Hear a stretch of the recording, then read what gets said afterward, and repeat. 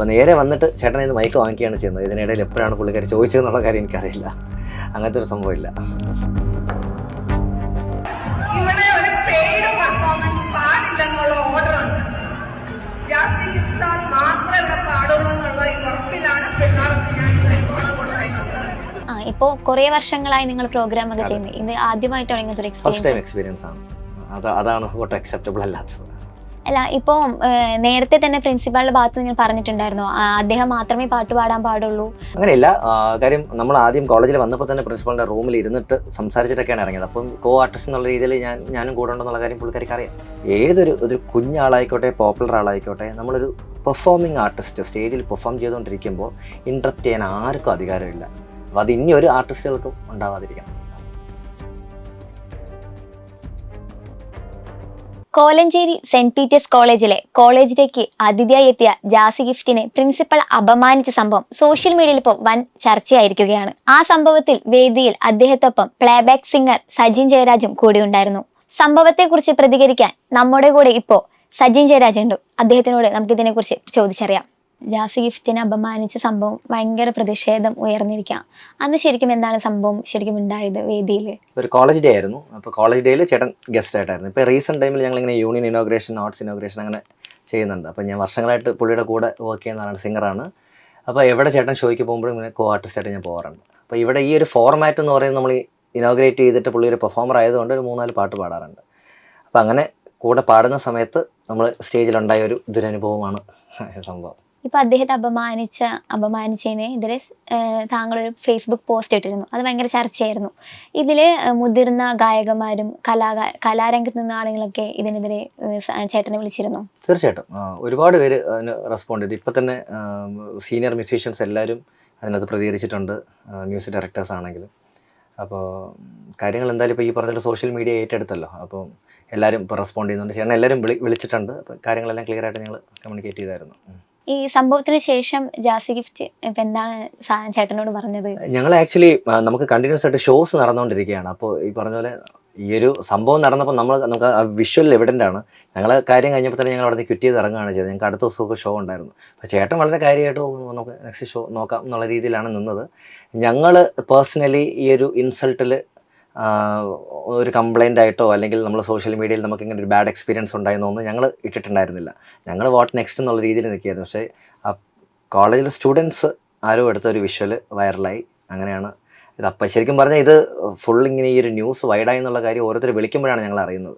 അപ്പോഴത്തേക്കും ഞങ്ങൾ അടുത്ത പ്രോഗ്രാം സ്ഥലത്ത് ആക്ച്വലി എത്തിയായിരുന്നു. പക്ഷേ ഈ ഒരു എക്സ്പീരിയൻസ് വളരെ ബാഡായിരുന്നു. ഇപ്പോൾ കുറേ വർഷങ്ങളായി നിങ്ങൾ പ്രോഗ്രാം ഒക്കെ ചെയ്യുന്നത്, ഇത് ആദ്യമായിട്ടാണ് ഇങ്ങനത്തെ ഒരു ഫസ്റ്റ് ടൈം എക്സ്പീരിയൻസ് ആണ്.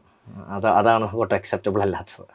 ഇപ്പോൾ ഈ പ്രിൻസിപ്പാൾ തന്നെ മാധ്യമങ്ങളോട് പറയുന്നുണ്ടായിരുന്നു, ഞാൻ സ്റ്റേജിൽ കയറി അദ്ദേഹത്തിന്റെ പെർമിഷൻ ചോദിച്ചിട്ടാണ് പറഞ്ഞത്. അത് അങ്ങനെ തന്നെയാണോ? മീൻസ് ഇതിന്റെ കറക്റ്റ് ആൻസർ ഞാൻ വീഡിയോയിൽ തന്നെ കംപ്ലീറ്റ് ആയിട്ടുണ്ട്. അതായത് നമ്മൾ പാട്ട് നടന്നുകൊണ്ടിരിക്കുന്ന സമയത്താണ് മാം കയറി വരുന്നത്, പ്രിൻസിപ്പൽ മാം.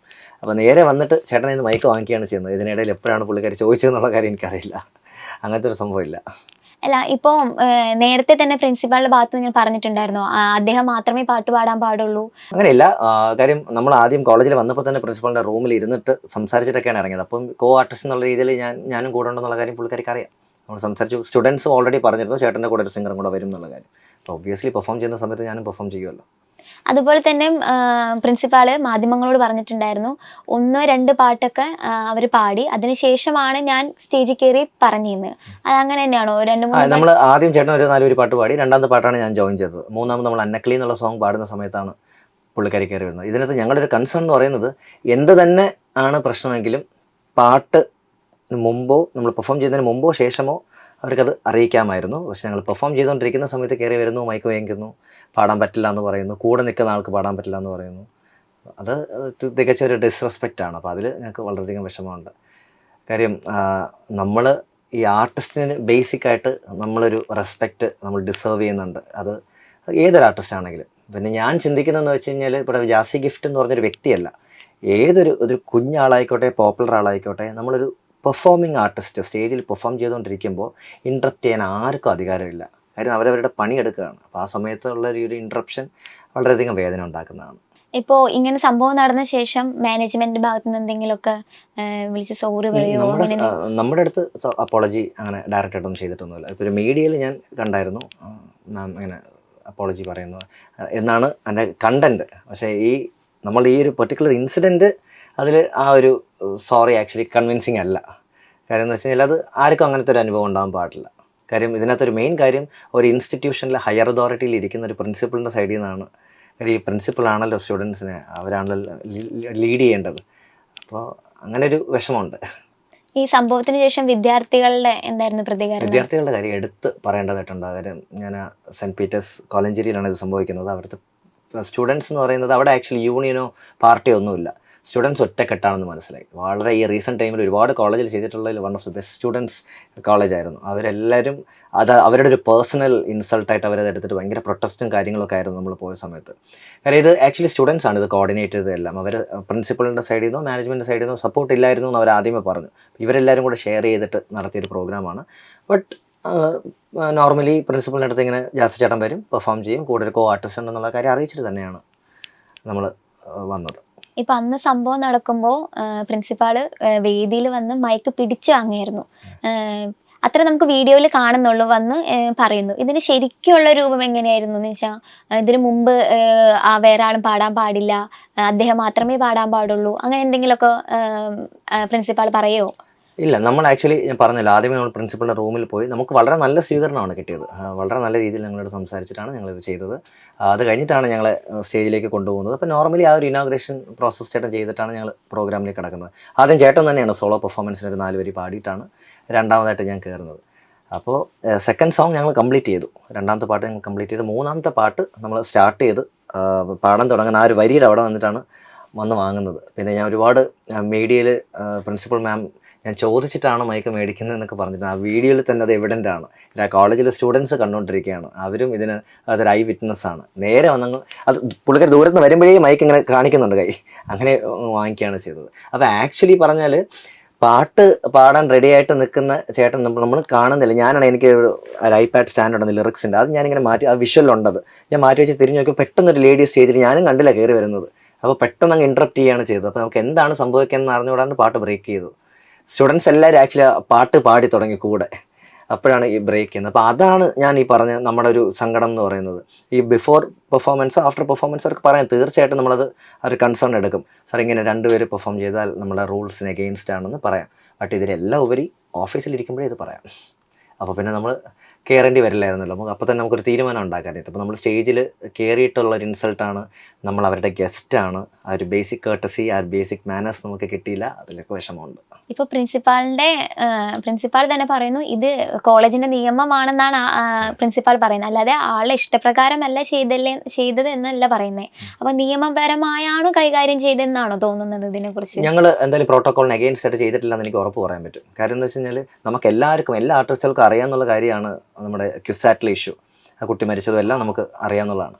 അപ്പോൾ അവിടെ എന്ന് പറയുന്നത് ഈ പ്രോ ഷോ കോളേജുകളിൽ ചെയ്യാനായിട്ട് റെസ്ട്രിക്ഷൻസും കാര്യങ്ങളൊക്കെ ഉണ്ട്, അതൊക്കെ നമുക്കറിയാം. പിന്നെ അതിന് വെന്യൂ, അവിടുത്തെ ഒരു കഞ്ചഷൻ, അതെല്ലാം ഇതിനകത്ത് വരുന്നതാണ്. ഇപ്പോൾ തന്നെ എനിക്ക് തോന്നുന്നു മിക്ക കോളേജിലും ഞങ്ങൾ ഇതിനകത്ത് ഒരു മെയിൻ കാര്യം എന്ന് വെച്ചാൽ ഈ ഒരു ഇഷ്യൂ നടന്നതിന് ശേഷം ഞങ്ങളൊരു 10-20 കോളേജിൽ ഈ ഷോ ചെയ്തു, സെയിം ഫോർമാറ്റ് തന്നെ ചെയ്തു. അവിടെ ഒന്നും ഇല്ലാത്ത ഇഷ്യൂ ആണ് ഇവിടെ.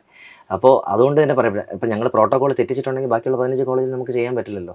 ഇത് തികച്ചും എന്താ പറയുക, ജസ്റ്റ് ഒരു മൈനസ് ട്രാക്ക് ഇട്ടിട്ട് ഒരു 4 പാട്ട് പാടുന്നത്, പുള്ളിക്ക് കൂടെ നിന്നിട്ട് കോറസ് പാടുന്നതും തമ്മിൽ ഞാൻ ജോയിൻ ചെയ്യുമ്പോൾ എന്ത് പ്രശ്നമാണ് ഉണ്ടാകുന്നതെന്ന് എനിക്കറിയില്ല. പിന്നെ ഒരു കാര്യം കൂടെ എടുത്ത് പറയേണ്ടത്, നിങ്ങൾ ശ്രദ്ധിച്ചിട്ടുണ്ടാവും ആ വീഡിയോയിൽ നേരെ മൈക്ക് മേടിച്ചിട്ട് പറയുന്നത് പെയ്ഡ് പെർഫോമൻസ് ഇവിടെ അനുവദനീയമല്ല എന്നാണ് മാം പറയുന്നത്. ആദ്യം മനസ്സിലാക്കേണ്ട ഒരു കാര്യം, ഒരു ആർട്ടിസ്റ്റിനെ വിളിക്കുമ്പോൾ തന്നെ ഇറ്റ് സെൽഫ് പെയ്ഡായിട്ടാണ് വിളിക്കുന്നത്. അപ്പോൾ ചേട്ടൻ നിന്ന് പാടുമ്പോൾ പെയ്ഡ് അല്ല, ഞാൻ ജോയിൻ ചെയ്യുമ്പോൾ പെയ്ഡ് എന്ന് പറയുന്നത് എനിക്ക് മനസ്സിലാവുന്നത് എന്ത് ലോജിക്കാണെന്ന് മനസ്സിലാവുന്നില്ല. അപ്പോൾ അതൊക്കെ ഈ പറഞ്ഞ പോലെ തീർത്തും ഒരു ക്ലാരിറ്റി ഇല്ലാത്ത കാര്യങ്ങളാണ്. അപ്പം എഗെയിൻ ഞാൻ ഇതിൽ തന്നെ സ്റ്റിക്ക് ഓൺ ചെയ്യുന്നു. മാമിന് നമ്മുടെ അടുത്ത് കൺവേ ചെയ്യാൻ 100 നല്ല വഴികളുണ്ടായിരുന്നു, പക്ഷേ ഏറ്റവും വേസ്റ്റ് ആയിട്ടുള്ള ഒരു ഓപ്ഷനാണ് സെലക്ട് ചെയ്തത്. അതിൽ സങ്കടമുണ്ട്. ഇപ്പോൾ ഈ ജാസ് ഗിഫ്റ്റിനൊപ്പം എത്ര നാളായി? ഞാനൊരു 20 years ആവും. ഫസ്റ്റ് ആൽബം മുതൽ കൂടെ വർക്ക് ചെയ്യാണ്. ഞങ്ങളെല്ലാവരും ട്രിവാൻഡ്രത്തുള്ളതുകൊണ്ട് അപ്പം എൻ്റെ ചേച്ചിയുടെ ക്ലാസ്മേറ്റ്സൊക്കെയാണ് ജാസിൻ്റെ കൂടെ ഒക്കെ ഉണ്ടായിരുന്നത്. അപ്പോൾ അങ്ങനത്തെ ഒരു കണക്ഷനാണ്. അപ്പോൾ അപ്പം മുതലേ കൂടെ വർക്ക് ചെയ്യുന്നത്. ഇപ്പോൾ ഇഷാൻ ദേവ് ചേട്ടൻ, അനുപ്രവീൺ, എല്ലാവരും സിംഗേഴ്സ്, അവരൊക്കെ ഇപ്പോഴും ആക്റ്റീവ് ആണല്ലോ. അപ്പോൾ അവരുടെ കൂടെ ഉള്ളൊരു അപ്പോൾ എന്താണ് അപ്പോൾ മുതലേ ഇങ്ങനെ തുടരുന്നു. അപ്പോൾ ബാൻഡിലെ ലീഡ് സിംഗറായിട്ടും ആളുടെ വോക്കൽ അസിസ്റ്റ് ചെയ്യാനും ഒക്കെ കൂടെ അങ്ങനെ തുടരുന്നു. ഇനി പ്രിൻസിപ്പാൾ ഇനി അപ്പോളജി ചെയ്യാൻ വല്ല സാഹചര്യം ഒക്കെ ഉണ്ടാവും? ഞാനത് പ്രതീക്ഷിക്കുന്നില്ല അങ്ങനെ ഒരു സംഭവം. നമ്മുടെ അടുത്ത് അപ്പോളജി ഇനിയിപ്പോൾ അതിൻ്റെ ആവശ്യമില്ല. കാര്യം ഇപ്പോൾ ഇങ്ങനത്തെ ഒരു പ്രവൃത്തി എന്ന് പറയുന്നത് ഇത് അറിയാണ്ട് നമുക്ക് അറിയാണ്ട് പറ്റുന്ന തെറ്റുകൾ ഓക്കെയാണ്. ഇതിപ്പോൾ അറിയാണ്ട് പറ്റിയ തെറ്റല്ല. ഒരു പുള്ളിക്കാരി ഒരു പഠിച്ച ഒരാളല്ലേ. അപ്പം ഇതേപോലെ തന്നെ മറ്റൊരു സൈഡ് നോക്കുകയാണെങ്കിൽ വളരെ ഹൈലി ക്വാളിഫൈഡ് ആയിട്ടുള്ള ഒരാളാണ് സ്റ്റേജിനകത്ത് നിന്ന് പാടുന്ന ഒരാൾ. ഒരു ഡോക്ടറേറ്റ് ഉള്ളൊരു മനുഷ്യനാണ് സ്റ്റേജിൽ നിൽക്കുന്നത്. അതിലുപരി കേരള സ്റ്റേറ്റിൻ്റെ ഒരു സ്ഥാനം വഹിക്കുന്ന ചെയർമാനാണ്. അപ്പോൾ ആ സൈഡിലൊക്കെ നമ്മളൊരു കംപ്ലൈൻറ്റ് പോലും പോയിട്ടില്ല, ഒരു മാനനഷ്ടം എന്നും പറഞ്ഞിട്ട്. അപ്പോൾ ആ ഒരു ഇത് നമുക്ക് കിട്ടിയില്ല. എനിക്കിതാണ് ഈ ഒരു പ്രവൃത്തി നമ്മൾ പെർഫോം ചെയ്തുകൊണ്ടിരിക്കുമ്പോൾ മൈക്ക് മേടിച്ചതിനുള്ള ഒരു അപ്പോളജി പ്രോപ്പറായിട്ട് കേട്ടിട്ടില്ല. അപ്പോൾ അതുകൊണ്ട് തന്നെ ആ ഒരു നോർമൽ അപ്പോളജിയിൽ ഞാൻ കൺവിൻസ്ഡ് അല്ല. ഇനി വന്നു കഴിഞ്ഞാലും ഇപ്പോൾ സ്റ്റേജിൽ നിന്ന് അപ്പം തന്നെ ഞങ്ങൾ അപ്പം തന്നെ അവിടെ നിന്ന് ക്വിറ്റ് ചെയ്ത് ഇറങ്ങുകയാണ് ചെയ്തത്. പിന്നെ അവിടുത്തെ സ്റ്റുഡൻസ് തന്നെ പറഞ്ഞു, സാർ ഇനി ഇപ്പോൾ പെർഫോം ചെയ്യേണ്ടത്. ഞങ്ങൾ ഇറങ്ങുകയാണ് ചെയ്തത്. ഞാൻ പറഞ്ഞല്ലോ തൊട്ടടുത്ത ദിവസം പ്രോഗ്രാം ഉള്ളതാണ്. ഞങ്ങൾ അവിടെ നിന്ന് ഉടനെ തന്നെ ട്രാവൽ തുടങ്ങി അടുത്ത സ്ഥലത്ത് എത്തുമ്പോഴാണ് നമുക്ക് ഈ കാര്യങ്ങളൊന്ന് ഭൂമായി എന്നുള്ളത് അറിയുന്നത്. ഇപ്പോൾ ജാസി ചേട്ടനായിട്ട് ഇപ്പോൾ എത്ര വർഷത്തെ ബന്ധമുണ്ട്? മീൻസ് ഒരു 20 years ആയിട്ട് ആളോട് വർക്ക് ചെയ്യുന്നുണ്ട്. എനിക്ക് ആക്ച്വലി പ്ലേ ബാക്ക് സിംഗർ എന്നുള്ളൊരു ലേബിൾ കിട്ടിയത് തന്നെ ചേട്ടനാണ്. അദ്ദേഹത്തിന് വേണ്ടിയിട്ടാണ് ആദ്യമായിട്ട് ഫിലിമിൽ പാടുന്നത്. 2007 പട്ടാളം എന്നുള്ള മൂവിയിലാണ് എൻ്റെ ഒരു സ്ട്രൈറ്റ് വോയിസ് വരുന്നത്. ബാക്കി ബാക്കിംഗ് വോക്കൽസൊക്കെ അതിന് മുമ്പേ ഫസ്റ്റ് ആൽബം മുതൽ ചെയ്യുന്നുണ്ട്. അപ്പോൾ അപ്പം മുതലേ ഫിലിമിൽ പാടി ആളുടെ ബാൻഡിൽ സിംഗറായിട്ട് കൂടി ഇപ്പോൾ കൂടെ ഓൾ ഇൻ ഓളായിട്ട് നിൽക്കാൻ പറ്റുന്നുണ്ട്. അതാണ്. അപ്പോൾ അതാണ് ഞാൻ പറഞ്ഞത്, ഇത്രയും വർഷത്തെ ഒരു എക്സ്പീരിയൻസിൽ ഇത്രയും വളരെ ഒരു ഇൻ്റർനാഷണൽ സെലിബ്രിറ്റിയാണ്. അത് എല്ലാവർക്കും അറിയാവുന്നൊരു കാര്യമാണ്. നമുക്കൊരൊറ്റ പാട്ട് കൊണ്ട് തന്നെ നമ്മളെല്ലാവരും ഇപ്പോഴും സന്തോഷത്തോടെ ആഘോഷിക്കുന്ന ഒരു സോങ്ങാണ് ലജ്ജാവതി എന്ന് പറഞ്ഞപ്പോൾ അതിൻ്റെ ക്രിയേറ്ററാണ്. അപ്പോൾ പുള്ളിയുടെ കൂടെ ഇത്ര നാൾ വർക്ക് ചെയ്യാൻ പറ്റിയത് തന്നെ വലിയ ഭാഗ്യമായിട്ട് വിചാരിക്കണം. അപ്പോൾ അങ്ങനെയുള്ളൊരു പേഴ്സണ് ഞാനൊരു മ്യൂസീഷ്യൻ എന്നുള്ള രീതിയിൽ സ്റ്റേജിൽ ലൈവായിട്ട് കണ്ട ഈ ഒരു ദുരനുഭവം ഭയങ്കര വിഷമമുണ്ട്. എനിക്കതിൻ്റെ ഭയങ്കര പേഴ്സണൽ പെയിനാണത്. അപ്പോൾ അത് ഇനി ഒരു ആർട്ടിസ്റ്റുകൾക്കും ഉണ്ടാവാതിരിക്കണം.